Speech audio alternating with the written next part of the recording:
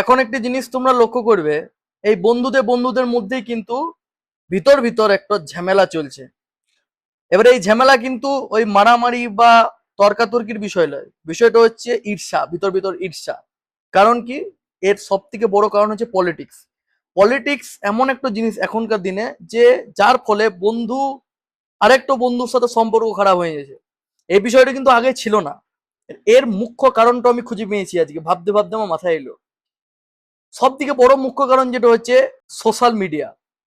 দেখো, আমাদের বাবার সময় বা তাদের দাদুর সময় তখনও তো অনেক ভাবনা চিন্তার, অনেক আলাদা আইডিওলজির মানুষ ছিল, যারা কিনা কেউ সিপিএম কে, কেউ নতুন নতুন তখন হয়েছিল টিএমসি কে, বা তারও আগে যে অনেকে আবার বিজেপি কে সাপোর্ট করতো।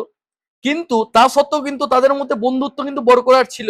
বন্ধুত্ব কিন্তু এখন অব্দি ছিল, বুড়ো বয়স অব্দিও ছিল। কিন্তু আমাদের সময় দেখো, আমাদের সময় পরিস্থিতিটা এমন হয়ে গিয়েছে যে মানে আমরা জানি যে কে কোন পার্টি করে, বা কে কোন পার্টিকে সাপোর্ট করে, বা কে কোন পার্টির আইডিওলজিকে মেনে চলে বেসিক্যালি।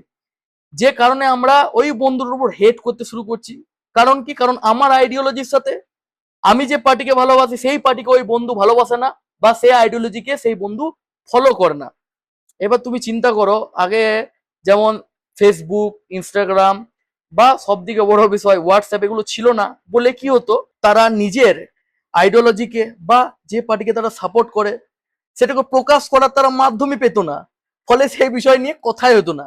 কিন্তু এখন নিজের হোয়াটসঅ্যাপে, নিজের ফেসবুকে, নিজের ইনস্টাগ্রামে নিজের আইডিওলজি বা যে আইডিওলজির দ্বারা সে অনুপ্রাণিত, যে পার্টির দ্বারা সে অনুপ্রাণিত, যে পার্টিকে তারা সাপোর্ট করে সেই পার্টির হয়ে সাপোর্টে কিন্তু সে স্ট্যাটাস মেরে দিচ্ছে। ফলে আমরা দেখতে পেয়েছি, বা আমরা যখন স্ট্যাটাস দিচ্ছি তখন তারা দেখতে পেয়েছে। ফলে ভিতর ভিতরে একটা খ্যাস তৈরি হয়েছে যে এই শালা আমার বিপরীত।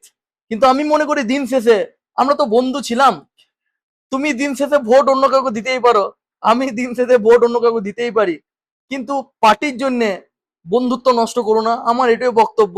বাকি জিতবে তো বিজেপি। জয় শ্রীরাম।